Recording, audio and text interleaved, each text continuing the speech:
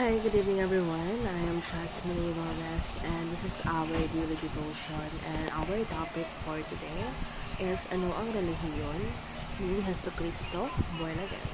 John 3:3 NIV. Jesus replied, "Very truly I tell you, no one can see the kingdom of God unless they are born again." So it's clearly stated in this verse na no one can really see the kingdom of God unless they are born again. So, I believe that it is not specifically talking about religion, but the Lord is insisting or telling us on this statement na born again as in tinalikuran na natin yung mga kasalanan na kinamuhayan natin.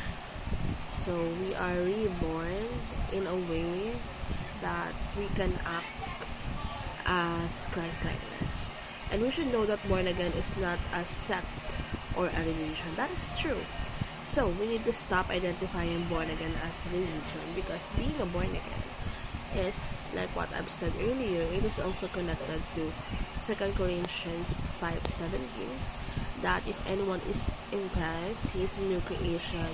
The old has passed away and the new has come. And also we need to know that born again is a spiritual experience. So we need to speak spiritual renewal.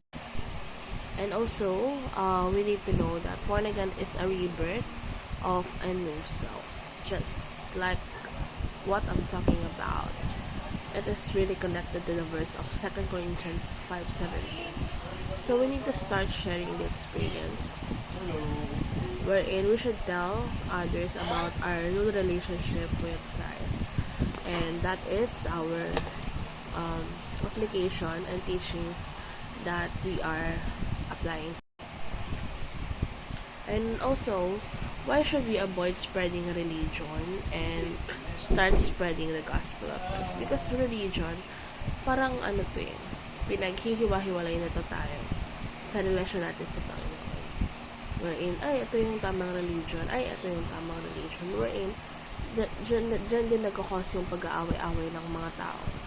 So, what we have to do, what we need to priority, is to share the real gospel of God, not the religion itself.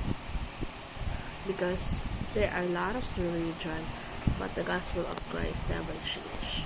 So that is our topic, ano ang relihiyon ni Kristo. Have a good day and bye for now.